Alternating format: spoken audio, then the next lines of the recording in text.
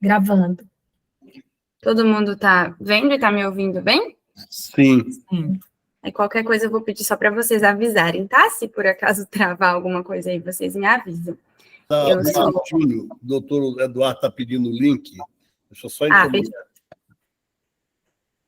Ele está entrando para não...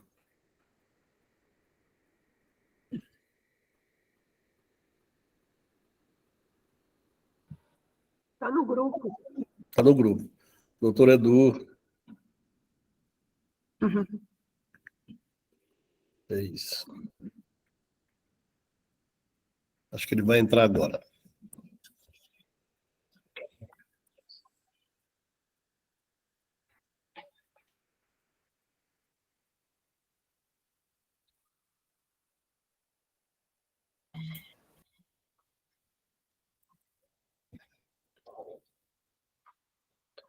Ó, o doutor Edu entrou. Boa noite, desculpa o atraso. Olá. Oi, doutor. Boa noite. Obrigado, doutora Maria Chiara, por aceitar nosso convite. É uma honra, Eduardo, é uma honra. Obrigado, Dani, de ter preparado. É isso, doutor. Vamos lá? Vamos? Tá bom. Então, meu nome é Daniele, eu sou residente da Gastroclínica da Unifesp, e a gente vai discutir esse caso agora. Tem algumas pausinhas aí já programadas, mas vocês podem me interromper a qualquer momento.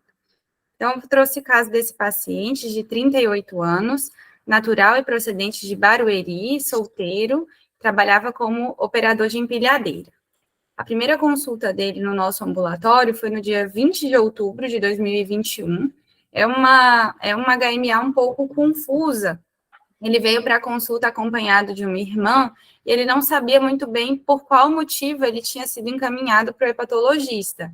Ele disse que tinha algum problema na barriga que precisava resolver, mas não tinha nenhum sintoma, nenhuma queixa do trato gastrointestinal, tinha um grau de informação bem ruim. Ele trazia em mãos um encaminhamento da Oncoimato, que relatava uma alteração em exames desde janeiro de 2020, e, além disso, a única coisa que ele trouxe na história foi que, há uma semana, ele apresentou um quadro de contrações musculares e dor muscular, que procurou atendimento de emergência, onde foram prescritos algumas medicações, como carbamazepina, fenitoína e baclofeno, mas ele evoluiu com uma melhora desse quadro, e isso ainda não tinha sido investigado. Foi tratado como uma crise convulsiva, mas ainda não tinha sido investigado. Também tinha uma leve hiperemia ocular, um quadro de tosse, mas a história dele já vinha desde janeiro de 2020, né, há mais de um ano, e tinha só essa história há uma semana. Então, de antecedentes, ele trazia, né, que tinha diabetes, dislipidemia, um hipotireoidismo e um passado de uma leucemia linfóide aguda, submetido a um transplante de medula óssea em 2017, e que apresentou também ali no pós-transplante um GVHD em 2017 também. De medicações em uso, então, ele estava em uso de prednisona, metotrexate, levotiroxina, simvastatina, metformina, insulina, aciclovir, fluconazol e essa carbamazepina que havia sido introduzida há uma semana. De antecedentes familiares, ele tinha uma mãe com diabetes e um irmão com hipotireoidismo. Ele não tinha nenhuma cirurgia abdominal prévia, ele trazia só uma recanalização do ósseo do canal lacrimal. Teve hemotransfusão e teve o transplante, né, em 2017. De hábitos de vida, ele negou etilismo, negou tabagismo, mantinha relações heterossexuais sem preservativo. E ao exame físico, era um paciente que estava com uma frequência cardíaca de 99, uma PA de 9/6 e um IMC de 21,9. Estava em um regular estado geral, emagrecido, afebril, eupneico, corado, não tinha, na verdade, no aparelho respiratório, estertores em base de hemitórax esquerdo, no abdômen também não tinha nenhuma alteração, e nesse exame físico da admissão não tem nenhuma descrição de icterícia, nem estigmas de doença hepática avançada. Aí, assim, acabei não trazendo, né, quais eram esses exames que estavam alterados, só para já saber se diante desse quadro inicial, se a gente já tem alguma coisa para comentar ou alguma suspeita sobre o caso.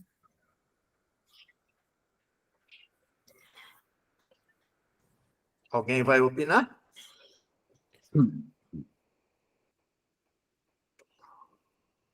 Melhor o senhor solicitar, doutor Edu. Depois vão ficar bravos comigo. Deixa eu ver aqui, vamos ver.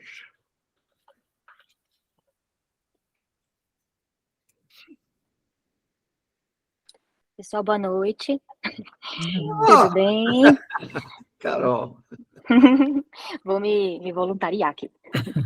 Então, esse paciente do sexo masculino, 38 anos, né, um paciente aí que teve uma doença hematológica importante, se foi submetido a um transplante de medula em 3 anos antes, né, da consulta, pelo que eu Isso. entendi.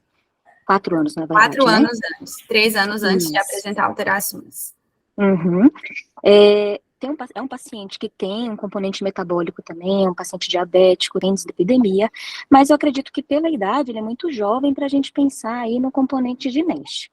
Por essa história de uso de fenitoína, carbamazepina e recente, eu pensaria também no componente aí de DILI, né, principalmente por conta da fenitoína e carbamazepina. Eu não sei por quanto tempo ele usou a fenitoína, mas a carbamazepina, pelo que eu entendi, ele estava usando já há um tempinho maior, né. Outra droga também que me incomodou um pouquinho é o metotrexate, uma droga já conhecida da gente por causar padrões de lesões hepáticas, né? E uma outra coisa também seria o fato dele ter relações sexuais sem preservativo. Então, sem dúvida alguma, a gente teria que pesquisar aí vírus para ele, hepatite B, hepatite C, demais doenças também, como sífilis, eu acho que HIV. Então, eu começaria por isso. Eu pediria um painel viral, um painel também sorológico, investigaria direitinho essa questão da DILI, quanto tempo ele usou de fenitoína, quanto tempo ele usou de carbamazepina, e, claro, um perfil hepático para a gente saber se o padrão de lesão é mais colestático, se é um padrão mais hepatocelular. muito bom. Alguém quer ajudar a Carol?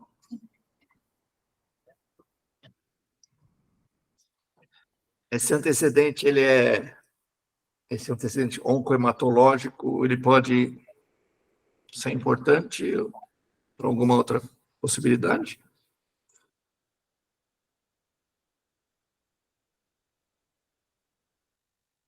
Hein, Carol? O fato dele ser imunossuprimido, você fala?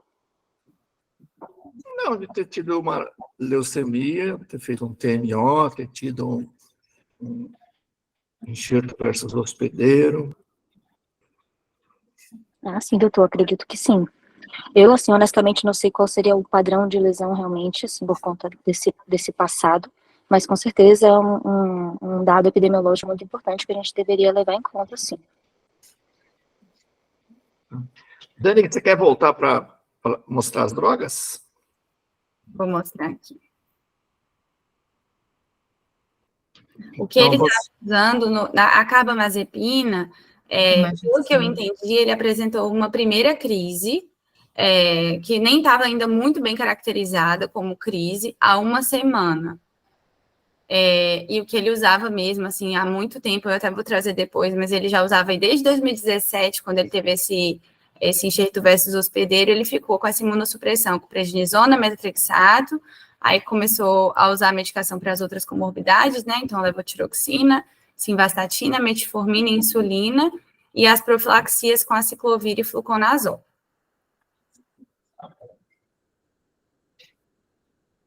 E, Daniele, parece que o padrão de alteração enzimática era antigo, né? Isso, desde 2020. Inclusive, eu tenho aqui os exames que ele trouxe nessa consulta. Se quiser que eu já mostre, ele traz vários exames desde o início das alterações. Ele trouxe na primeira consulta. E você teve mais acesso a alguma informação sobre essa reação enxerto hospedeiro? Se foi grave, se isso ficou controlado, se ele estabeleceu algum quadro mais crônico ao longo desses anos? Doutora, essas informações, elas são de prontuário, então, na verdade, o que a gente tem descrito é que foi logo ali no peri-TMO, então, pelo que eu entendi, foi meio que na mesma internação, acredito que foi, sim, um quadro grave, mas não tenho mais detalhes sobre isso, acho que deveria ser algo do prontuário da Hemato, né, que a gente não tinha acesso. Uhum. E só mais uma coisa, com relação ao metrotexate, a dose foi constante, tem algum cálculo de dose acumulada? Você chegou Eu a não ver? tenho esse cálculo. Eu tenho mais para frente, Tá. ao longo do tempo, quanto ele foi usando. Ok. Meio que um histórico dessa imunossupressão dele, que foi Ok. levantado depois. Porque nessa primeira consulta ele só trazia isso, a receitinha dos remédios e esse encaminhamento. Perfeito. Doutor Gama, com esse pouquinho de informação, a gente vai ficar com as hipóteses da Carol, ou você, como um Eu acho. hematologista de plantão, teria mais alguma ajuda? Eu acho que Carol fez uma boa síntese aí das possibilidades diagnósticas. Só esqueceu, de fato, do relato de que ele havia feito, né, uma complicação pós-transplante, né, que foi a síndrome do enxerto versus hospedeiro, e ele poderia ter mantido uma evolução para uma forma crônica desse adoecimento, e a possível alteração hepática poderia estar vinculado a isso, né? Uhum. Mas a Dani falou que, a princípio, ele fez um quadro, não é, muito próximo, não é, ou seja, recente ao quadro do transplante. Parece que ele fez uma doença do enxerto versus hospedeiro aguda, não é, grave, mas que também, de algum modo, ela poderia, não é, se arrastar, não é, e evoluir com sobreposição até para uma forma crônica, porque eles distinguem com muita clareza, mas eu acho também que é confusa essa linha do tempo de a doença do enxerto, não é, versus hospedeiro aguda, que se faz com menos de 100 dias, não é, após o procedimento, aquela que é crônica com mais de 100 dias, mas há um imbricamento ali de sobreposição, às vezes, das duas formas de apresentação, trazendo esse conceito da cronicidade. Mas o fato é que, na forma crônica, o fígado é um órgão-alvo sempre ali, quase sempre presente, né? Uhum. Enquanto que, na forma aguda, as manifestações cutâneas prevalecem, né, com uma riqueza de achados cutâneos. O segundo órgão mais acometido é o fígado, depois o trato gastrointestinal, e o padrão é predominantemente colestático, né? E aí a gente não tem ainda, né, aqui exames nem do passado, nem do presente, para a gente poder fazer essa correlação, né? Mas eu acho que todos os diagnósticos diferenciais que Carol colocou foram absolutamente muito pertinentes e elegantes também. Eu não vi se a Carol falou, eu vi ela falando de avaliação viral, mas a gente nunca deve esquecer que transplante de medula óssea que evolui com alterações hepáticas, a gente pode estar frente a uma reativação do vírus da hepatite B, né? Ela falou, né? Deve estar sempre no radar também, porque nem sempre as pessoas fazem a triagem pré-transplante. Só o vírus B, professor? Sim, dos vírus hepatotrópicos, sim. O vírus C não tem essa característica de reativação pós-imunossupressão, né? Agora, outros vírus não hepatotrópicos, aí a gente pode ter também alguma... no citomegalovírus pode acontecer isso, como acontece nos pós-transplante de rim, enfim. Já que a nossa convidada é carioca, vírus E não caberia? Vírus a gente pesquisa pouco, né? Mas é um vírus que pode estar presente nesses pacientes imunossuprimidos. Esse paciente tem um perfil mais crônico, né? Que até acho que caberia, né? Algumas vezes a gente pode encontrar com essa elevação. Acho que entra no diagnóstico diferencial. Eu acho que a gente vai ter que observar como era esse padrão, se ele é mais hepatocelular ou se ele é mais colestático, para tentar, já que o paciente tem várias possibilidades diagnósticas aí. Então, acho que tem que considerar alguma coisa de evolução mais crônica, já que ele tenha pelo menos, acho que uns 2 anos, né, com elevação dessas enzimas, e tentar interpretar qual é o padrão de acometimento hepático para a gente poder...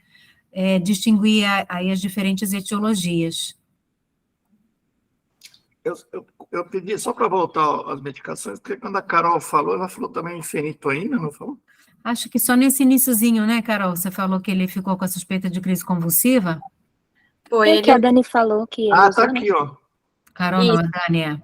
Ele usou fenitoína, foi prescrito fenitoína, baclofeno e carbamazepina para ele.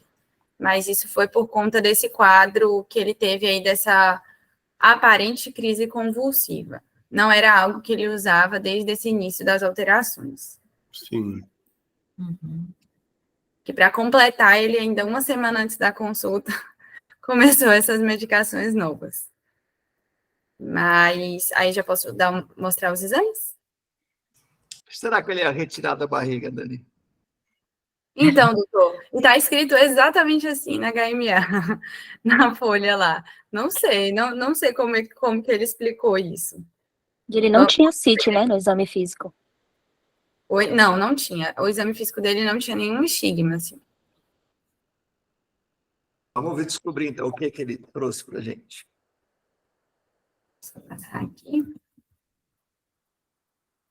Então, ele trouxe esses exames desde janeiro de 2020 até 14 de outubro de 2021, que foi o mês que ele veio para a consulta, né? Então, dá para ver aí as transaminases um pouco mais aumentadas, fosfatase aí que chegou a fazer uns 196 para 160, e gama GT que fez 300, 650, 571, 613. Não teve anemia em nenhum momento, albumina sempre boa, plaqueta um pouco mais alta, né, em alguns momentos até 569 mil, sem disfunção renal e sem distúrbio eletrolítico. E aí, Carol? Então, Dani, quando que ele usou o remédio mesmo? Foi ali de 14/10? Mais ou menos. Isso. Então, desde janeiro, ele já tinha, do ano 2020, né? Ele já tinha uma alteração. Do ano anterior. Entendi. A gente vê realmente Os transaminases estão normais, mas tem uma gama GT bastante aumentada, né? Não tem anemia, plaquetas são normais. Aí, nesse exame de 2020, realmente não me emociona muito, não. Não é uma transaminase que a gente gosta, né? Nós, patologistas, mas realmente é ali mais para perto ali de onde ele tomou as medicações que vai ficando um pouco mais alterado mesmo. Então, com esse exame, por enquanto, acho que eu ficaria mais com o DILI e, claro, não descartaria vírus. Acho que a gente deveria, com certeza, pesquisar o painel viral desse paciente, com certeza. Agora, eu tenho uma dúvida, doutor Gama, nosso hemato. Esse padrão de lesão da GVHD, quando você me perguntou, né, quando o Pedro me perguntou, eu achei que fosse mais uma autoimune-like.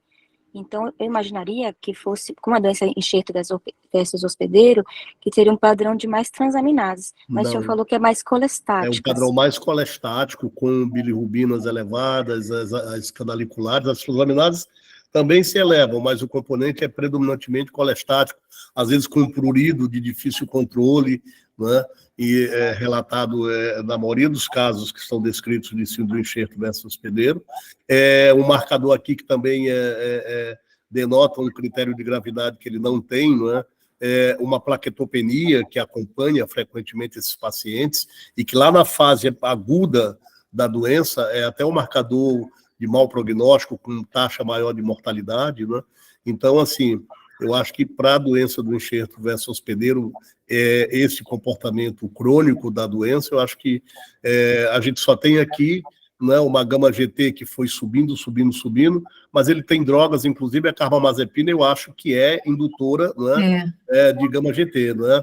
Então, ela tanto que aumenta aqui mais aqui, né, nesse período final aqui da evolução dele.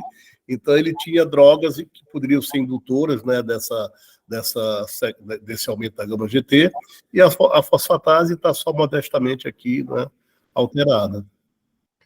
Quando a gente tem essa dissociação, né, de fosfatase alcalina normal, gama GT muito aumentada, que nem ele tem ali 123 com 650, isso sempre sugere mais droga, né, do que um padrão colestático de outra etiologia, né? Aqui fica difícil até a gente falar que ele tem colestase, né? Porque ele nem atinge 1,5 vezes o aumento da fosfatase alcalina em nenhum momento, né? O que ele tem é um aumento expressivo de gama GT. Então, acho que DILI passa a ser uma hipótese mais atrativa, mais atrativa.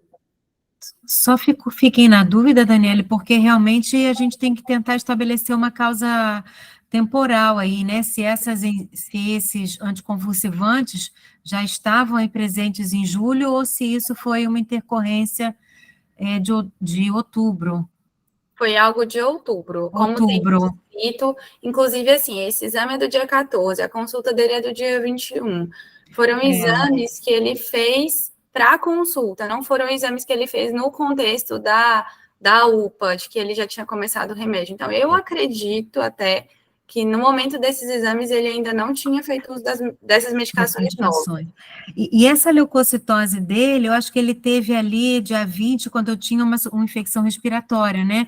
Porque, assim, a leucemia dele estava tudo bem, do ponto de vista da doença hematológica, ele estava ok, sem nenhuma recaída. Isso, tudo bem, então... acompanhamento regular na hemato, inclusive foram eles que referenciaram, né, para hepato, e a comunicação até foi bem próxima, assim, vocês vão ver que o segmento até foi meio conversado, assim, junto com o pessoal da hematologia, até para se certificar dessas peculiaridades aí, mas ele não tinha nada da leucemia nesse momento, não.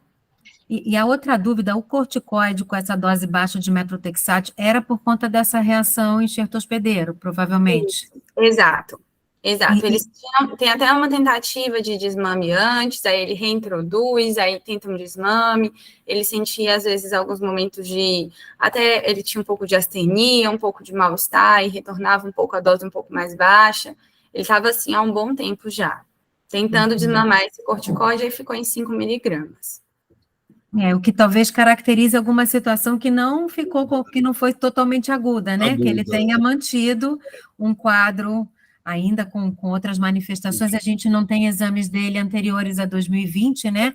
Mas em função dele estar ainda com o uso continuado do MTX e do corticoide, talvez ele tivesse desenvolvido um quadro mais crônico, né? De reação enxerto hospedeiro. Eu tenho um exame que não é de sangue, né?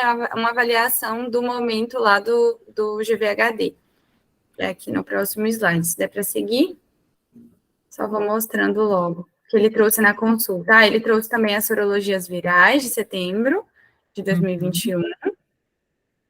E ele traz uma colangio-ressonância que ele tinha feito em outubro de 2021, no comecinho do mês.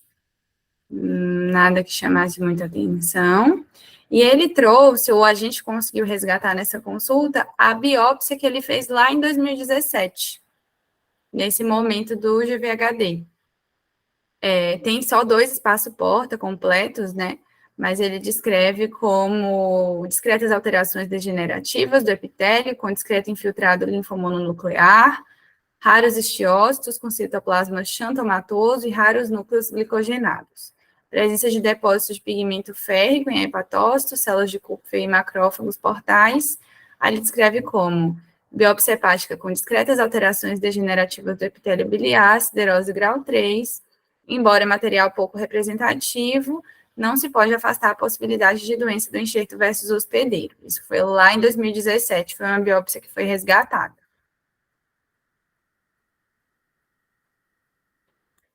E a gente não sabe quais eram as alterações naquele momento laboratoriais, né? Não. E nem também outras manifestações descritas no prontuário que pudessem somar ao diagnóstico da doença do enxerto versus hospedeiro, não? Porque em 2017 não tinha em prontuário.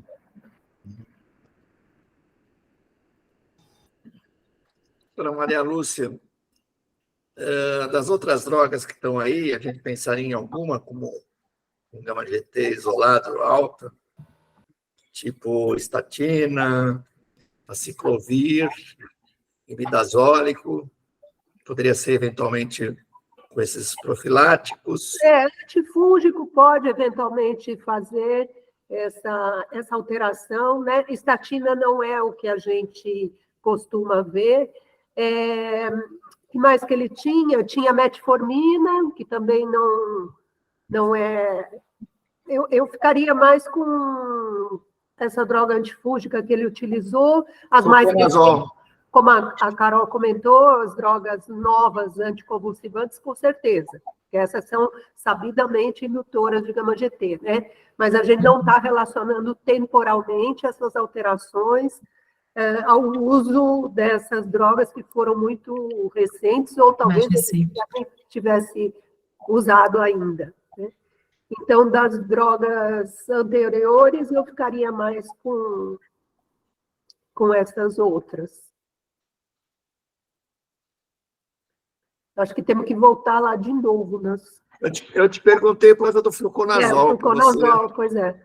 Eu acho que é mais... Eu lembro que era um padrão meio colestático, quando você fez aquele relato de 4 casos. Né? Esses derivados imidazólicos, na verdade, eles podem dar 3 padrões. Eles podem dar lesão hepatocelular, podem dar uma lesão predominantemente colestática e podem dar lesão mista.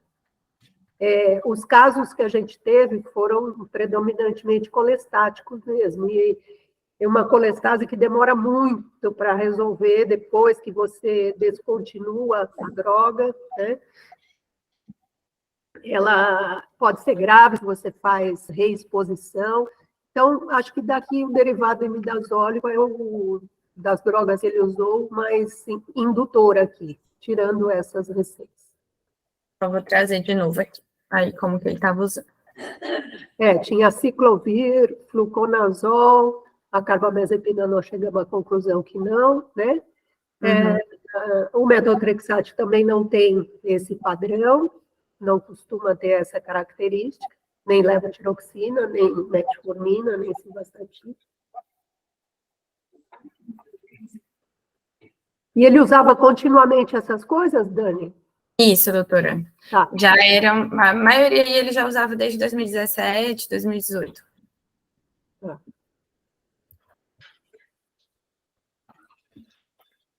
Então, vou seguir só com a lista de problemas que foi colocada nessa primeira avaliação. Foi colocado como elevação de canaliculares e um pouco ali de transaminases a esclarecer. E com essa biópsia, que era inespecífica, mas que falava, né, que sugeria lá em 2017 uma doença do enxerto versus hospedeiro, essa colangiorressonância normal, acabou ficando na conta da hepatotoxicidade, principalmente pensado pelo metotrexato, por conta dessas outras medicações terem sido introduzidas depois. E o passado dele, aí foi o GVHD grave, é isso que eu não tinha me atentado a colocar. Córtico dependente com resposta parcial ao metotrexato. Então, que ele foi lá em 2017, né, 2 de setembro de 2017. Que ele fez uso de prednisona e do metotrexato. E aí, de conduta nessa consulta, foi colocado ele na lista para biópsia hepática, foi feita uma carta para o pessoal da Imato pedindo possibilidade de troca da medicação imunossupressora, foram solicitados demais exames para avaliação e agendado um retorno. E ele também foi encaminhado para neuro, para investigar esse quadro aí de uma provável primeira crise convulsiva, ver se era necessário mesmo que ele mantivesse o uso dessas medicações. Aí ele retornou para a gente em fevereiro de 2022, sem queixas, ainda não tinha conseguido fazer a biópsia, e aí ele trouxe esse histórico aí da imunossupressão.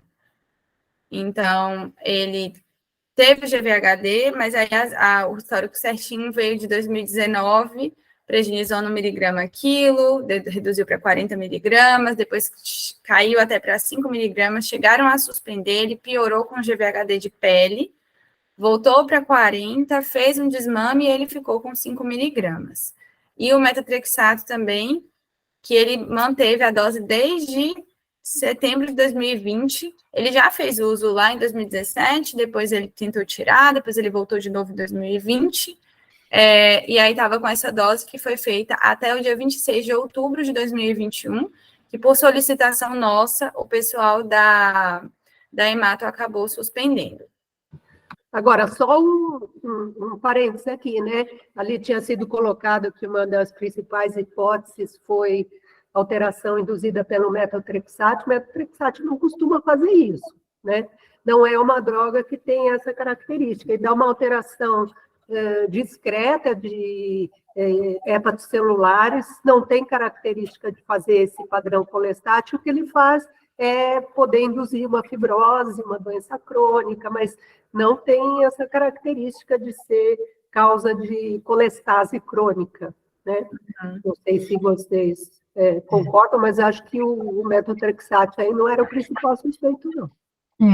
O padrão seria mais um padrão semelhante à doença gordurosa, né, com esteatose, possível indução para fibrose. E se a gente for calcular aqui a dose acumulada dele, se fosse um uso contínuo de 2017 até agora, não daria mais do que 2 gramas, que eu estou aqui imaginando 7,5 por semana. Se a gente considerar por ano, dá 390 miligramas, estava fazendo aqui o cálculo. Então, em 4 a 5 anos, ele vai ficar entre 1.500, 2 gramas, 1.500 miligramas ou 2.000 miligramas, que é uma dose até considerada baixa, mas eu acho que o principal é o que a Maria Lúcia falou, porque o padrão dele não é um padrão de acometimento biliar, né, um padrão colestático, é um padrão mais que você vai encontrar esteatose e indução de fibrose em alguns casos. Então, além da dose acumulada ser pequena, o padrão histológico não é compatível. E aqui parece que chama a atenção que essa doença enxerto hospedeiro, ela é mais grave, né, do que parece, dá a sensação de que ela teve um contínuo ao longo desses anos, porque o doente foi dependente de corticoide. Então, não dá para a gente desconsiderar essa alteração hepática como uma possível manifestação dessa reação enxerto hospedeiro. Então, Exato. Já que várias outras causas foram excluídas aqui, né? Mas, Chiara, aqui, pelo menos pelo que está aqui, está 7,5 miligramas por metro quadrado, né? Superfície corporal, geralmente dá 1,6 por aí, não é? Sim. Então, Aí acho poderia que dar um pouquinho mais, um né? pouco maior, um pouco maior, pelo menos eu acho que uns 50% maior do que você calculou. Mas 12. Assim, 12 eu concordo vezes com 5. você que o... Se a gente considerar 12 miligramas, se usar essa superfície corporal de 1,6, daria 624 miligramas ao ano, né? Ele fez um uso aí interrompido, mas se a gente calcular 4 anos, né? Daria 2.400. E se você colocasse ele num perfil de esse paciente é de alto risco ou de baixo risco para hepatotoxicidade pelo metotrexate? Se a gente considerar que parece que tem uma história de diabetes aí relacionada, não tem? Ele tem história de doença metabólica, né? Dislipidemia. O diabetes não tem aumento de peso, pelo contrário, ele é um paciente magro.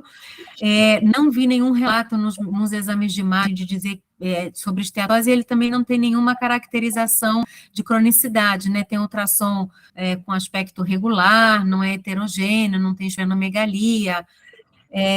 Então, assim, ele tem fatores de risco para doença metabólica que não justificam todas as alterações laboratoriais, e o fato dele ter doença metabólica pode colocá-lo um pouco em maior risco dele desenvolver alguma alteração relacionada ao metotrexate, mas a dose acumulada não é tão grande e ele não tem, e o padrão da biópsia, pelo menos de 2017, também não era compatível, né?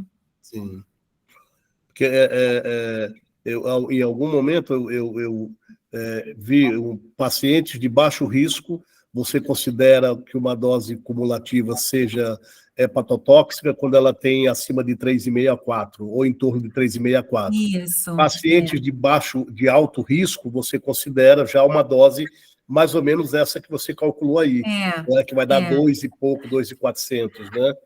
A questão só é que o estudo assim, do metotrexate, ele fica muito focado, a gente tem a maioria dos trabalhos relacionados ou à psoríase e artrite psoriática ou às doenças reumatológicas. Em relação às doenças hematológicas, esse uso crônico, a gente não tem tanto da literatura. Então, muito é o foco do que o paciente teria de condição relacionada à doença de base, né, metabólica. Então, a gente tem menor conhecimento para esse perfil de paciente hematológico. Em teoria, né, tudo que a literatura colocava no passado é que sempre os pacientes com psoríase teriam maior risco de evolução para toxicidade hepática do que os demais, né, comparado principalmente com doença reumatológica. E essa comparação também, psoríase, artrite psoriática e artrite reumatoide, parece que é diferente também, não é? Isso, exatamente. E, na verdade, o que a gente tem é que esse conceito mudou um pouco, né? Porque todo esse conceito do metrotexate era baseado na dose acumulada. Então, o que a gente tinha de referência para fazer o monitoramento da hepatotoxicidade era baseado na dose acumulada e repetindo biópsias hepáticas. Hoje isso muda um pouco, porque a gente tem outros dados na literatura mostrando que o padrão metabólico tem um fator mais importante do que a dose acumulada de forma isolada.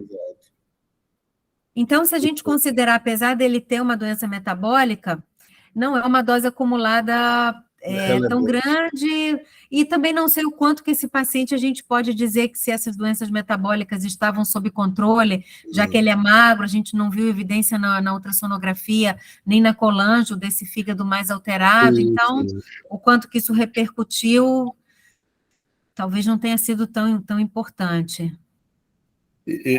Dani, só volta lá na biópsia só um pouquinho para... Certo. Essa biópsia foi de quando ele teve o diagnóstico, antes dele começar o metrotexato. Sim. É uma pena, porque ela tem pouco espaço porta, mas aqui tem essas alterações degenerativas do epitélio biliar, não é, que trazem muito, talvez não, certamente por isso o patologista colocou aqui que não seria possível afastar a possibilidade de doença do enxerto versus hospedeiro, visto que o dano do epitélio biliar é muito prevalente nesses achados histológicos da síndrome do enxerto versus hospedeiro. Mas é uma pena, porque tem só 2 espaços portas e... De qualquer forma, nessa ocasião, ele não tinha nada também para doença gordurosa, né? Exatamente. E o padrão era mais biliar mesmo, biliar, né? Mas só que isso foi lá atrás, né? Foi em 2017. As coisas podem ter mudado. Podem. Né?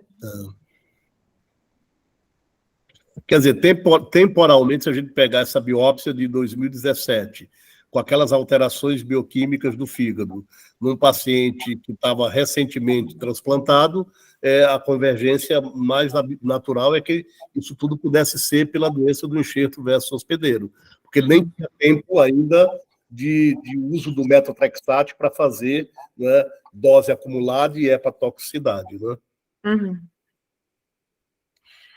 Seria interessante se a gente soubesse como é que variou de 2017 até 2020, né? Porque se esse padrão já fosse assim, a gente tiraria ainda mais a culpa do metrotexate nessa história, né?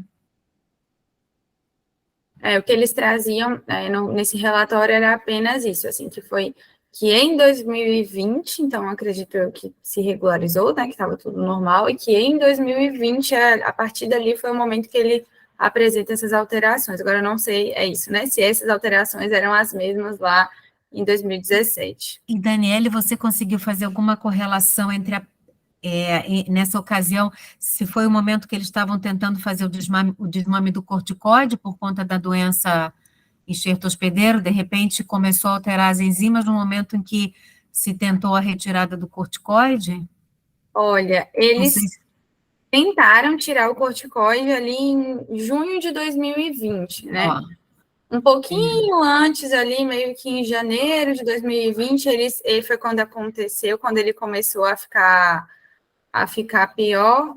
Então foi isso, ele reduziu em outubro, em janeiro de 2019, né? Aí em janeiro de 2020, ele começa a apresentar essas alterações, chega a suspender em junho de 2020 e depois retorna em julho de 2020. E ao suspender, olha, ele faz manifestação cutânea. Ó. Exatamente. Então, ele teve alguma reativação dessa reação temporalmente coincidente com essa tentativa de retirada da prednisona. Em julho, ele estava com prednisona 40, né, e aí começa novamente o desmame. Mas nesse desmame a gente vê que as enzimas continuam subindo, né? Isso, que é justamente aquele, se quiser que eu volte para aquela tabelinha que a gente tinha. E, né, então, em 2019, foi quando começou a desmamar. Em janeiro de 2020 é o primeiro exame mais alterado. junho, julho, ali é um período que eles tentam tirar de novo, acaba reintroduzindo. Então, realmente, se não é exatamente, né, assim, logo depois, mas tem uma associação temporal, sim, entre a redução da imunossupressão e a piora dos exames. Carol, você levantou a mão? Oi, eu tenho uma dúvida. A hepatotoxicidade no metotrexate, ele é só dose dependente ou ele pode ser também idiosincrático? Não,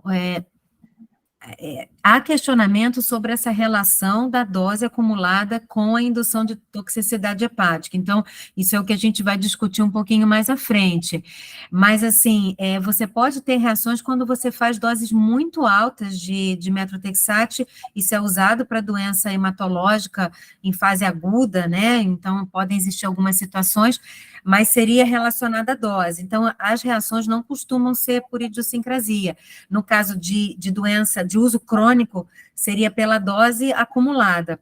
Mas a gente vai ver que ao longo dos anos isso vem caindo um pouquinho por terra, e na realidade a gente não vai considerar o metotrexate como o elemento isolado para levar à toxicidade hepática. Normalmente o doente tem que ter algum substrato, principalmente doença metabólica associada, e isso sim aumentaria o risco do doente fazer uma evolução para esteatose, fibrose. Mas se a gente for considerar então, seria mais um efeito cumulativo do que exatamente idiosincrásico. Então, a gente viria isso ao longo do tempo. Tanto é que as recomendações do passado eram baseadas na dose acumulada, né? Então, a gente vai ver o que mudou na literatura com relação a isso, a partir do momento que a doença metabólica subjacente passa a ter um protagonismo maior do que a própria dose acumulada do metotrexate. Obrigada, professor. Vou seguir só para dar mais ou menos o desfecho. Então, ele tinha essa consulta de fevereiro de 2022, que foi quando a gente tinha mais alguns exames, então, de novembro de 2021 e de janeiro de 2022, a gente vê que teve um momento aí que a fosfatase-alcalina aumentou bastante, para 1.232, com 650 da gama-GT em novembro de 2021. E depois, nesse exame de janeiro, para 160, e não tinha o valor de referência. E com o aumento das transaminases também um pouquinho maior, apesar de talvez, né, pode ser que o valor de referência também seja um pouquinho diferente. Está esquisita essa fosfatase ainda. Essa fosfatase está errada, sorry. Subiu, e subiu assim, sem... Não tem... Caiu muito rápido também, né? Pode ser 123 e esse 2 aí foi digitado errado. Provavelmente, porque da mesma forma que ela subiu muito, ela caiu também rápido. Muito rápido, né? Não rola.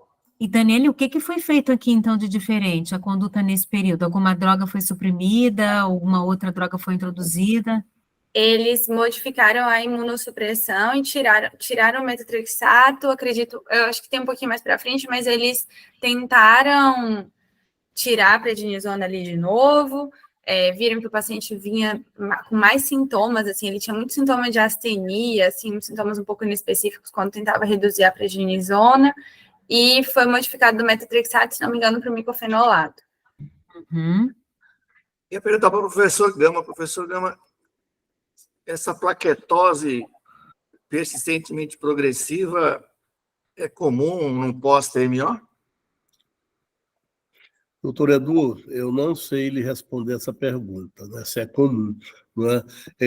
O fato é que talvez a plaqueta é um reagente, não é, de fase aguda da inflamação, e não sei se quando ele faz alguma atividade, talvez ali menor que seja, não é, inflamatória, venha isso aqui, mas se fosse atividade da doença do enxerto versus hospedeiro, a tendência é que ele diminuísse plaqueta, né, e não fizesse... Aqui está realmente 669 mil plaquetas, né? Fato é que isto não deve nos preocupar em relação à recidiva de leucemia, porque na recidiva da leucemia você buscaria aí uma plaquetopenia cursando aí com as outras alterações do hemograma, né? Mas, de fato, essa plaqueta é estranha, 669 mil. E é a mais recente que a gente tem, né, Daniela? Isso, ele veio para consulta em fevereiro, né, com esse exame de janeiro de 22. E quando a gente fala assim, o que aumenta a plaqueta? Hemorragia aguda, né, esplenectomia, infecção, doenças inflamatórias, né, e as doenças clonais, né, umas doenças clonais que não são leucêmicas, que são das síndromes mieloproliferativas, né? Então, ele não se encaixa, a princípio, em nenhuma dessas situações. Eu acho que dá vontade de pedir um hemograma para ele amanhã e ver como é que está essa plaqueta lá. Porque a leucocitose pode ser até do uso crônico do corticoide, né? Dá para a gente explicar. O hematócrito dele não caiu para justificar uma plaqueta aumentada reativa, né? De uma anemia. Exatamente. Então, realmente fica mais difícil. E ele também, o padrão dele é de neutrófilo, não tem aí nenhuma mudança para linfocitose, né? Que pudesse pensar em alguma coisa da doença de base. Então, é difícil. Bom, aí a gente fica com a pergunta, né? O doente melhorou, né? O que aconteceu com ele? Gama, só mais uma para aproveitar você. Com que nível você acha que quando é inflamatório você não liga? Ou você usaria alguma profilaxia com esses níveis? Não. A gente só faz profilaxia com antiagregante plaquetário, né, em plaquetas acima de 600 mil plaquetas. Nesse caso aqui, né, volta lá, Dani, ele chega nessa fase aqui, 669, mas aí o contexto clínico do paciente, porque plaquetas acima de 600 mil nas doenças mieloproliferativas, elas tendem a ter um fator trombótico, né? Mas aquelas plaquetas são clonais, então elas têm alteração, né, da função, um estímulo maior para agregar e trombosar. Aqui, se for uma reação inflamatória, infecciosa, não teria indicação de fazer profilaxia. E aí, olhando para cá, esses neutrófilos sobem um pouquinho, os leucócitos vão para cá, 14.190, a gente não sabe o que houve aqui, né? Será que teve algum quadro inflamatório, alguma intercorrência ali autolimitada, né? Thank you. Então, as suspeitas dessa consulta de fevereiro eram basicamente essas duas, né? Ele voltou para mais uma consulta em julho. Tem uma aqui. A plaqueta caiu. Ele estava em uso do micofenolato, foi isso? Ele Ó, já estava... os leucócitos caíram, ó. E na tentativa de tirar a prednisona, ele sempre tinha algum sintoma. Então, eles sempre tentavam tirar esse corticoide e acabavam reintroduzindo. E eu insisto que essa hipótese de toxicidade pelo metotrexate não está adequada. Exatamente. Se nós formos colocar aí toxicidade da droga, é muito mais possível o imidazólico do que o metotrexate. Então, se quiser poder, é outra dívida, não é essa, né? Mas ele manteve essas drogas todas, Daniele? Manteve. Só que o que eu acredito que aconteceu também, assim, houve uma modificação da imunossupressão, né? A gente não sabe se trocando a droga imunossupressora, se acabou, isso que eu fiquei pensando, assim, se houve, por ter essa modificação da medicação, se agora ele não conseguiu estar numa imunossupressão talvez mais adequada, e com isso ele melhorou os exames, isso foi o meu palpite. Eu acho que essa seria a hipótese mais provável, né? Que ele não tivesse com imunossupressão adequada e na hora que você imunossuprimiu, ele controlou melhor. E aí era uma manifestação hepática dessa doença enxerto hospedeiro, padrão perfil crônico. Pois é. A gente tinha listado ele para biópsia e aí acabou, só trouxe um pouquinho a prospecção, ele seguiu sem uso do metotrexato, com micofenolato, e tem um dado, assim, tá um pouco esquisito, tem um dado de como se ele tivesse feito uma biópsia, ou como se tivesse sido convocado para fazer essa biópsia, mas a gente não conseguiu encontrar nem novas consultas, nem essa lâmina, né, doutor Gama? O senhor chegou a falar com o Caio. E o Caio confirmou hoje que ele só tem aquela única biópsia de 2017, não há nenhuma outra. Então, próximo mutirão, vamos tentar biopsiá-lo. A gente fez mutirão em novembro, Dani? Doutor, novembro, acredito que não, mas a gente estava convocando para Isso ficou um pouco perdido, porque a gente convocava, às vezes, alguns pacientes para a enfermaria, mas no prontuário dele não tem nada escrito de internação, nem evolução. Nos mutirões a gente evolui também no sistema, e só tem lançado essa biópsia, não sei se foi algum erro, porque a gente solicitou. Teve mutirão em dezembro, né? Dezembro teve. Em dezembro teve, mas a dele está lançada como novembro de 22, e não tem essa lâmina, né? Ele é o próximo. E ele não veio mais? Não veio mais. A última consulta dele é essa de julho de 2022. Porque ele tem outros sinais de que ele é assim, ele tem uma astenia constante, independente, ele não tem anemia, né? Ele não tem outros dados que justificassem a astenia, isso talvez fosse um quadro realmente relacionado a essa reação enxerto hospedeiro como uma característica sincrônica, né? Uhum. Então, o que a gente vê aí é que parece que ele melhorou provavelmente com imunossupressão, porque a retirada do método ter sido a causa da melhora das enzimas hepáticas, né? Por aquilo que a Maria Lúcia já colocou, que não é esse padrão. Então, e pelo fato dele ter outros sinais e sintomas que sugerem alguma coisa inflamatória ativa. Então, acho que a gente vai ter que ver aí esse segmento. E eu não sei, Gama, se o metrotexate seria a primeira escolha para manter esses pacientes com reação enxerto hospedeiro como droga. Que é a mais eficaz nesse sentido, né? Talvez não. Porque as drogas que eles utilizam é ciclosporina, tacrolimus, metotrexate, micofenolato, e eles vão... Às vezes associam até, exatamente, né? E eles vão fazendo ou associações ou suspendendo baseado na toxicidade e colocando drogas alternativas, né? Mas o metotrexate está nessa relação, né? Uhum.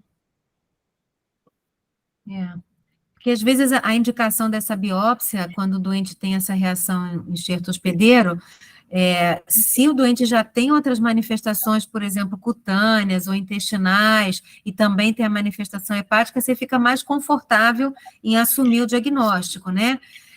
Quando é uma manifestação hepática isolada, e aí você vai precisar ver os diagnósticos diferenciais. Então, eu acho que ele tinha algum contexto mais geral, né, associado. Uma outra coisa uma outra coisa que chama atenção era uma dose muito pequena, né, 6,5, né, miligramas por semana, mantendo esse paciente, a princípio, assintomático do quadro hematológico, né? Então, é uma dose também muito quase que, né, anedótica aí, 6,5 por semana. Geralmente eles usam doses maiores, né? Maiores, né? Legal. Alguém quer mais fazer alguma pergunta? Não sei se a gente tem mais algum slide. Tem, Dani? Não, o caso é esse, doutor. A pergunta é, vamos fazer nova biópsia, né? Encontrar esse paciente primeiro, né? Fazer nova biópsia, né? Tá. Bom, eu trouxe algumas coisas para a gente só revisitar essa questão do metrotexate, como que atualmente a gente tem avaliado. Então, vamos lá.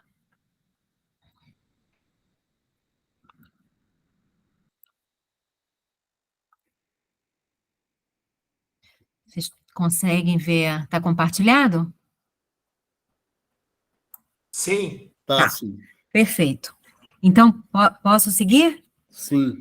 Tá, então, a proposta foi trazer justamente por toda essa discussão que nós tivemos aqui, o que tem de mais novo com relação à toxicidade hepática induzida pelo metrotexate. Na verdade, como a gente discutiu, né, ao longo dessa sessão, o metrotexate ele sempre foi considerado uma droga com potencial hepatotóxico, e isso é uma história antiga, de mais de 50 anos, já que nessa época era uma droga utilizada como imunossupressora, para tratamento de doenças inflamatórias, e que, na verdade, era bastante eficaz e também barata. né?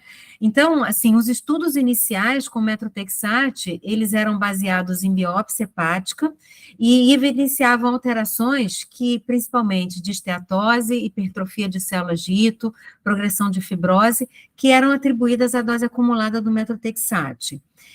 Nessa época, nesses estudos baseados em fibrose, baseados em histologia, foram descritas taxas de cirrose que chegavam até 21% e de fibrose de até 24%, principalmente nos pacientes com psoríase que faziam uso crônico do metrotexate. E tinha uma distinção se o paciente era um paciente com psoríase e artrite psoriática, comparado àquele com artrite reumatoide. Então, os pacientes com psoríase tinham um potencial muito maior de manifestar essas alterações de esteatose e evolução para fibrose do que os doentes com doença reumatológica. Então, baseado... diga. Põe o ocultar aqui para a gente ver o slide todo. Embaixo tem um interromper, tem um ocultar do lado. Quer que eu volte? Ok.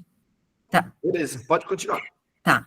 Bom, então, baseado nessa crença de que havia um potencial hepatotóxico do metrotexate, e isso já foi da década de 80, 90, foi criada uma classificação específica para avaliação da toxicidade induzida pelo metrotexate, que é a classificação de Hoyne, que tem só esse objetivo, e que ela levava em consideração a presença de fatores de risco, a classificação permitia fazer a classificação da lesão e também definia qual era a conduta que deveria ser tomada. Então, baseado na presença de fatores de risco para fibrose, na dose acumulada do MTX e na patologia de base. Então, essa publicação é de 1998, a publicação original do Hoynick, onde os pacientes eram classificados de acordo com a doença de base. Então, se eles tinham psoríase ou artrite psoriática, eles eram avaliados quanto à presença de fatores de risco para a doença hepática. Se o paciente já de antemão, antes de começar o tratamento, tivesse fatores importantes, uma hepatite viral crônica, um diabetes importante, doença hepática gordurosa, que naquela época era até menos conhecida, esse paciente faria uma biópsia inicial antes de começar o MTX e tinha que reavaliar a cada 1 grama ou 1,5 grama de metrotexate acumulado. Já se ele não tinha fatores de risco, a biópsia era feita também baseada na dose acumulada, só que aí se determinava um valor de 3,5 a 4 gramas de metrotexate acumulado. Para o doente com artrite reumatoide, o procedimento era totalmente diferente, já que se assumia que esses pacientes tinham menor risco de evolução para fibrose. Então, esses pacientes faziam um controle baseado na avaliação das enzimas hepáticas, das aminotransferases e também da albumina. Se viessem alteradas, aí eles determinavam mais 50% ao longo de um ano, o doente tinha que reduzir a dose do metrotexate ou avaliar a biópsia ou substituir a droga. Então, essa classificação de Hoynick, ela ia de 1 até 4, sendo 1 tecido normal e 4 o paciente já com cirrose hepática. E o que era definido por essa classificação é que se o paciente já tivesse uma fibrose leve, basicamente uma fibrose periportal, ele era definido como um 3A e teria indicação de repetir a biópsia em 6 meses. Se o paciente tivesse uma fibrose moderada a severa, então ele já tinha aí emissão de septos, ou já cirrose hepática, o metrotexate deveria ser suspenso. Então, essa foi a recomendação que perdurou durante muitos anos. No entanto, esses achados, eles tinham bastante limitações, o que fizeram questionar essa real hepatotoxicidade induzida pelo metrotexate. Primeiro, porque existiam resultados discrepantes nas revisões sistemáticas quanto a essa prevalência de fibrose hepática. Segundo, que naquela ocasião, pouco se conhecia sobre a doença hepática gordurosa não alcoólica e também da hepatite C, que poderiam ser fatores ali superpostos, né, e como fatores de confundimento sobre a alteração hepática encontrada nas biópsias. Outro problema era a subnotificação dos fatores de risco das doenças metabólicas, como obesidade, diabetes e uso de álcool. Também não existia um padrão histopatológico clássico do MTX, nem um biomarcador específico, então isso confundia, os achados eles são semelhantes à da doença hepática gordurosa. E um outro dado também é que menos de 0,1% dos transplantes hepáticos nos Estados Unidos tinham como causa o metrotexate. Então, isso fez com que se questionasse, será que a dose acumulada do methotrexate realmente está associada a um risco de fibrose hepática? Então, foram aparecendo outros estudos aí já no ano de 2000, em que se avaliava por biópsia hepática, né, principalmente em pacientes com psoríase, onde se estabelecia uma relação de causa e efeito maior, qual era a probabilidade de o paciente ter uma fibrose avançada de acordo com a dose acumulada. E o que se viu era que, por exemplo, havia uma relação do aumento do risco de fibrose avançada com o aumento da dose, mas muito inferior esse risco de uma fibrose avançada comparado ao que se reportava na década de 80, 90. Né? E nesse estudo, por exemplo, com 121 biópsias hepáticas de pacientes com psoríase e uma dose acumulada média de 3 gramas de methotrexate, nenhum paciente desenvolveu cirrose. Então, a fibrose hepática avançada em doses baixas de methotrexate não era um evento frequente e se definia que a biópsia hepática não teria tanto impacto no manejo desses pacientes. Um outro estudo que também foi mais recente, de 2006, já com 278 biópsias, também mostrava que aqueles pacientes com uma dose acumulada em torno de 2 gramas, a prevalência de pacientes com 3B, que já indicaria suspensão do methotrexate, ou 4, que seria a cirrose, era de apenas 4%. E um dado importante é que a lesão hepática não se associava à dose acumulada do methotrexate, nem a idade, nem a duração do tratamento. Nisso, começaram a especular que, provavelmente, fatores de risco como obesidade e diabetes seriam fatores de maior impacto para a indução da lesão hepática do que a dose acumulada propriamente dita do methotrexate. Outros estudos, por exemplo, esse aqui já é bem mais recente, de 2021, é uma meta-análise com 46 estudos, uma revisão sistemática e meta-análise que, na realidade, avaliou não só a biópsia hepática, mas também outras formas de avaliação de fibrose por métodos não invasivos, e a gente vê aqui que todos os resultados em que não se encontrou associação da dose acumulada com a presença de fibrose estão aqui em vermelho. Então, eles foram muito mais comuns, foi muito mais comum a não associação da dose acumulada de methotrexate com hepatotoxicidade do que uma associação positiva. Então, mostrando aqui, desafiando essa crença de longa data de que a lesão hepática é resultado direto do acúmulo do methotrexate. Nós tivemos a oportunidade agora, mais recentemente, essa foi uma tese de mestrado que nós orientamos, de uma análise retrospectiva de 61 biópsias de pacientes que fizeram uso crônico de methotrexate com uma dose acumulada expressiva de 3,7 gramas. A maioria desses pacientes tinham psoríase, e nós encontramos só 3,3% de pacientes com 3B, pela classificação de Hoenig, nenhum paciente com cirrose, e na realidade, os poucos doentes que progrediram a fibrose ao longo do acompanhamento, foram 7%, progrediram de Hoenig 1 para Hoenig 2, que seria aquela classificação que não impactaria numa mudança de conduta nesse paciente. Então, mais um dado mostrando que não haveria associação da dose acumulada com a presença de fibrose significativa. Em paralelo a todos esses achados que diminuíam a associação da dose acumulada com o risco de toxicidade hepática, começaram a aparecer outros estudos mostrando uma prevalência aumentada de doença hepática gordurosa não alcoólica nos pacientes com psoríase, principalmente. Então, esse aqui foi um estudo transversal que avaliou a prevalência de doença hepática gordurosa não alcoólica em pacientes com psoríase e o risco de fibrose hepática. Então, eram 124 pacientes comparado a 79 doentes saudáveis, onde se avaliou a doença hepática gordurosa por ultrassom e foi aplicado também o score NEFLD para avaliar a presença de fibrose.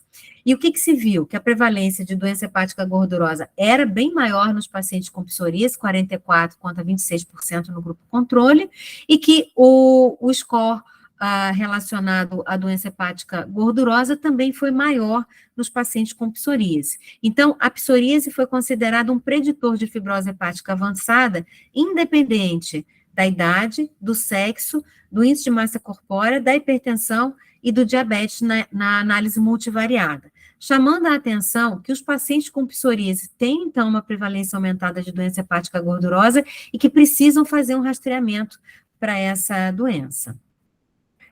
Além disso, nessa meta-análise de 41 estudos, a prevalência que eram mais de 3 mil pacientes com psoríase, 10% da população tinham alto risco de apresentar fibrose hepática avançada. E os fatores de risco que mais se associaram à presença de fibrose hepática avançada foram a idade, o índice de massa corporal, diabetes, dislipidemia e síndrome metabólica. Mais uma vez, não houve associação da fibrose com a dose acumulada de metrotexate acima de 1,5 gramas. Então, fatores de risco para fibrose avançada seriam os fatores metabólicos, determinando, então, uma maior vigilância nos pacientes com psoríase com relação ao risco de evolução para fibrose, independente da dose acumulada de metrotexate. O grande estudo que foi publicado nesse ano na Journal of Hepatology, né, agora de 2023, foi uma análise, um estudo prospectivo, multicêntrico, que incluiu 999 pacientes, onde eles fizeram uma análise do risco de fibrose hepática associada ao uso prolongado do metrotexate, usando 2 métodos não invasivos, a elastografia hepática transitória e o ELF como um marcador sérico. Então, foi um estudo que incluiu pacientes de 2014 até 2021, pacientes tanto com psoríase quanto com artrite reumatoide, e eles dividiram esses pacientes entre pacientes expostos ao metrotexate e a pacientes que nunca utilizaram o metrotexate. Então, dos 999, 876 tinham usado o metrotexate e 123 não. A dose acumulada era uma dose boa, de 4,8 gramas, e os doentes tinham mais ou menos 6 anos de uso de metrotexate. E o resultado desse trabalho mostrou que, com relação aos valores da elastografia em quilopascais, eles foram semelhantes nos pacientes que foram expostos ao uso do metrotexate comparado aos não expostos. Os pacientes com uma fibrose já avançada eram até um pouco mais prevalentes nos pacientes que não foram expostos ao uso do metrotexate, então mostrando que a doença de base já tem esse potencial do paciente ter doença hepática gordurosa associada, principalmente na psoríase, e com relação à comparação dos resultados do ELF, também não houve diferença nesses pacientes. Os autores ainda mostraram que a idade e o índice de massa corporal foram fatores independentemente associados ao aumento da rigidez hepática e o aumento do score ELF. Que diabetes e índice de massa corpórea foram associados ao aumento da rigidez hepática acima de 7,9 quilopascais, e que o ELF, talvez para os pacientes com doença reumatológica, não seria um bom preditor de avaliação de fibrose, porque se viu que os pacientes em uso de anti-inflamatório na artrite reumatoide tinham um ELF mais elevado, então podendo traduzir mais inflamação do que necessariamente fibrose. Então, nesse estudo, a dose acumulada e a duração do uso do metrotexate não foram associados ao aumento da rigidez hepática. Então, os autores concluem que o risco de fibrose hepática induzido pelo metrotexate poderia estar sendo superestimado ao longo dessas últimas décadas, e que há um elevado risco de síndrome metabólica e doença hepática gordurosa nessa população, principalmente na psoríase, havendo uma necessidade da gente revisitar as diretrizes, que eram as diretrizes vigentes até o momento de 2010, determinadas pela Sociedade Americana de Dermatologia, que determinavam essa realização de biópsias hepáticas seriadas em função da dose acumulada do metrotexate. Isso repercutiu num editorial publicado no Journal of Hepatology, em que o título é bem interessante, que ele coloca fibrose hepática induzida pelo metrotexate, o fim de uma crença, né, muito, muito longa. Então, o fim de uma crença antiga. E o que o autor coloca como principais mensagens? Que há uma evidência de que o metrotexate é seguro para o fígado na maioria dos pacientes e que fica estabelecido que o metrotexate, por si só, não pode causar fibrose hepática em doses típicas. Então, a gente tem uma quebra de paradigma que vem acontecendo ao longo das últimas décadas e que eu acho que esses estudos mais recentes tiram o foco da dose acumulada como protagonista da avaliação da possível toxicidade hepática, então deixa de ser a dose acumulada do methotrexate, e isso abre um foco para entender que a presença dos fatores de risco metabólicos, da obesidade e do diabetes, é o que a gente precisa ter como principal referência nesse momento. Então, a gente tira o foco do protagonismo da dose acumulada do methotrexate e passa a correlacionar um potencial de evolução para fibrose e esteatose a partir da presença de fatores de risco metabólicos. Então, se o paciente já tem doença hepática gordurosa não alcoólica, sem dúvida, ele passa a ter um maior risco de progressão da fibrose quando ele está em uso de methotrexate. Mas o methotrexate isolado, como único elemento, sem que o paciente tenha esses fatores de risco, ele passou a ter muito menos impacto, né, e menos predominância, né, e foco nele como o fator preditor do risco de evolução para fibrose. Então, qual seria a nossa conduta diante desses achados atuais com relação ao uso do methotrexate? Então, o que a gente tem de mais novo publicado é uma revisão dessa Sociedade Americana de Dermatologia, que é uma publicação de 2020. Então, a gente tem muito mais estudo referenciando esse uso do methotrexate pela Sociedade de Dermatologia do que a Sociedade de Reumatologia. Ela vai um pouco baseada no que a dermatologia preconiza. No entanto, a Sociedade de Reumatologia coloca sempre um potencial menor risco de evolução para fibrose. Então, a forma de acompanhamento deles é um pouco diferente, que é mais baseado nas enzimas hepáticas do que propriamente na dose acumulada. Então, o que houve de grande mudança pela Sociedade Americana de Dermatologia, é que, como pontos de referência, passou a haver uma triagem pré-tratamento da existência de doença hepática, e as biópsias hepáticas seriadas, outrora indicadas, né, nos últimos guidelines, nos guidelines anteriores a esses, caiu por terra. Então, elas foram substituídas por métodos não invasivos. Então, a gente deixa de recomendar a biópsia hepática seriada a partir da dose acumulada. Então, se a gente for considerar esse novo guideline, qual seria a conduta? Se o paciente não tem fatores de risco para hepatotoxicidade, a avaliação inicial ela seria baseada nos métodos não invasivos, inicialmente os métodos séricos. E os autores aqui colocam a possibilidade de usar o FIB4 ou marcadores estabelecidos que não são calculados, mas que são kits, né, que a gente faz o exame, como o Fibrometer, o EpoScore, e a partir daí, se o paciente, pelos pontos de corte, que na verdade esse guideline, ele não coloca, ele deixa bastante...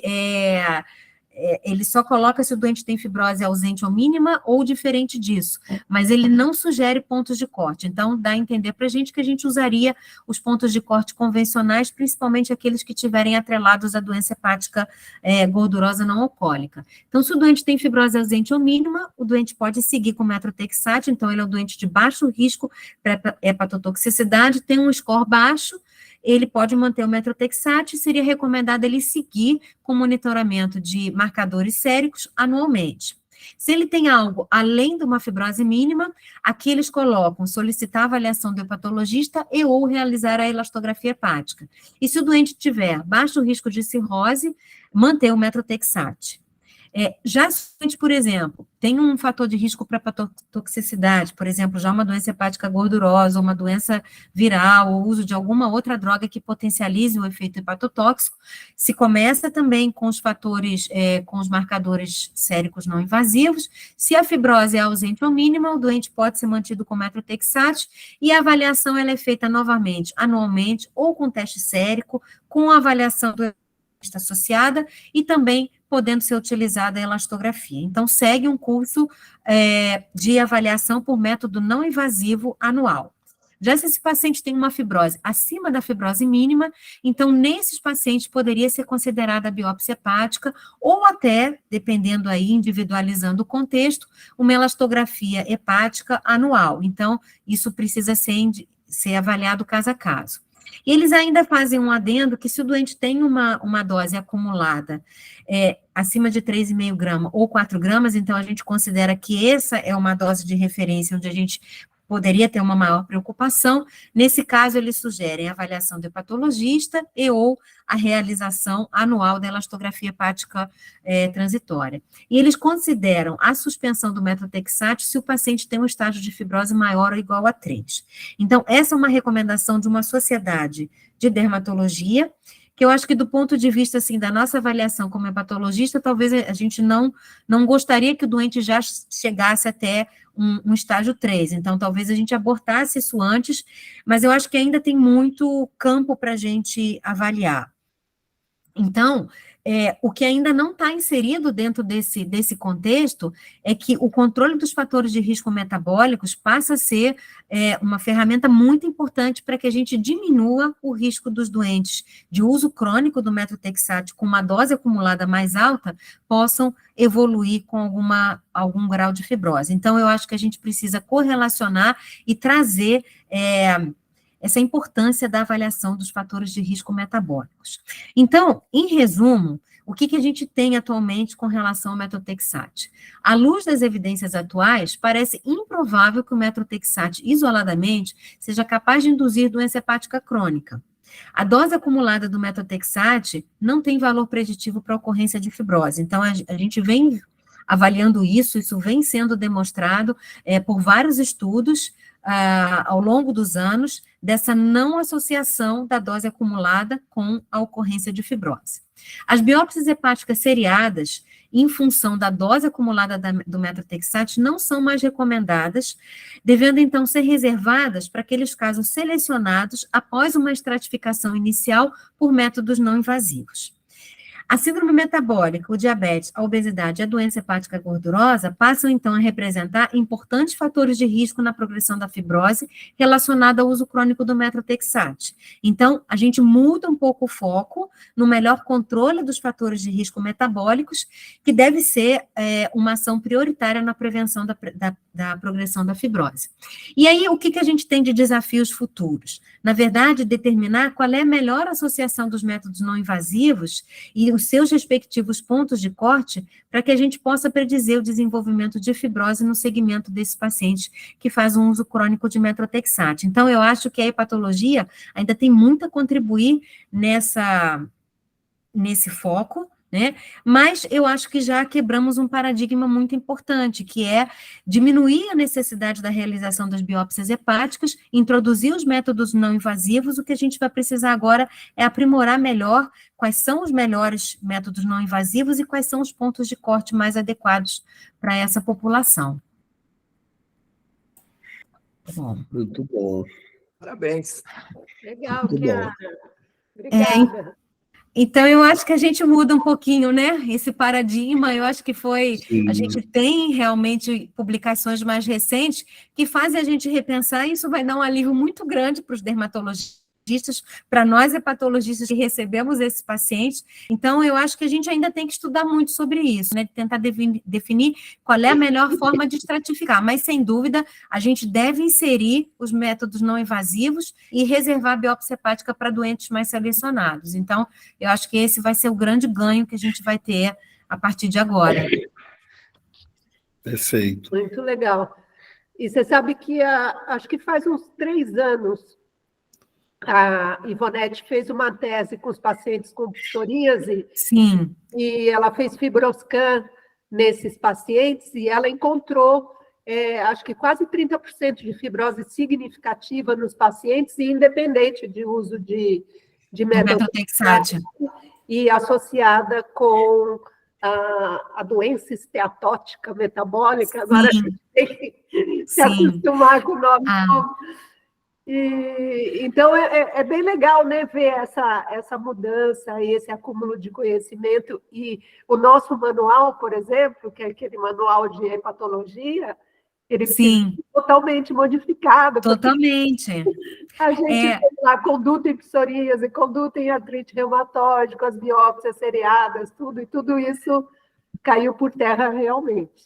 Mas eu acho interessante que os dermatologistas sempre lideram essa mudança, né? O guideline de 2009 e 2010 foi feito por eles. A reumatologia entra depois e faz os seus ajustes, né? E eles fizeram essa iniciativa agora em 2020. Então, eu acho que está na hora da gente também se mobilizar e tentar auxiliar, porque o hepatologista está lá no guideline como um consultor. Então, quer dizer, a gente vai ter que continuar vendo esses pacientes. E isso dessa tese, a Luciana Agolha, ela está fazendo, a tese dela é sobre psoríase e metrotexate, e ela fez por elastografia e encontrou uma prevalência alta de doença avançada, se não me engano, era em torno de 16% de fibrose avançada sem uso do metrotexate ou com doses abaixo de 1,5 gramas. Então, realmente, eu acho que é por aí mesmo. Então, a gente tem que ter um olhar diferenciado para esse paciente com psoríase, eles são doentes metabólicos. Exatamente, são doentes metabólicos com todas as características da doença metabólica. Exatamente. Exatamente. Então, eu acho, Daniele, que seu paciente não tem nada a ver com metrotexate, sinceramente. Eu acho que o que tem que discutir com hematologia é o melhor esquema de imunossupressão, que eu acho que ele tem um quadro crônico aí. Então, metrotexate não tem culpa. Também achei que foi uma coincidência, agora eu estou bem mais convencida também. Sem dúvida, sem dúvida. Mas é um caso bem interessante.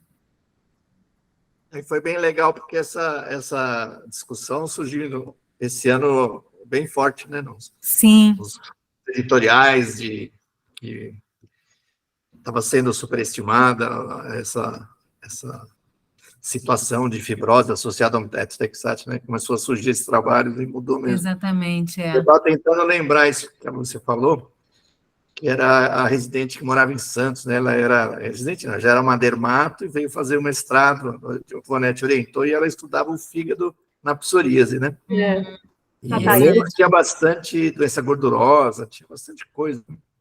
Bem interessante. Legal. Legal, super obrigado pela revisão. Eu que agradeço. Obrigada mais uma vez, viu, cara? Podem me chamar sempre que eu puder ajudar, que com o maior prazer. Muito obrigada, eu que agradeço. Sempre brilhando aqui para nós. Obrigadão. Imagina. Obrigado. Obrigada a vocês. E a Dani está devendo o diagnóstico final desse paciente, né? Depois ela vai biopsiar, né, Dani? Fazer uma busca ativa dele de biopsia e eu conto depois. Legal. Bom, é isso aí, gente. Vamos agradecer a Chiara, vamos agradecer a Dani, nossa reunião de hoje. Tá bom. E boa noite, né? Vamos jantar. Tá na hora. A Eunice avisou, mas eu acho que nem todos ficaram atentos lá na mensagem do folder. Essa é a última sessão em julho, né? A gente retorna em segunda semana de agosto, né, doutora Lúcia? Segunda semana de agosto. Perfeito. Isso. Então, doutora Lúcia está de férias de novo, né? Doutora Lúcia vai entrar de férias. Ela merece, né? Ela merece. Obrigada, gente. Muito obrigada. Boas férias aí, então. Obrigado. Tchau, obrigada. Boa noite. Boa noite. Tchau, tchau.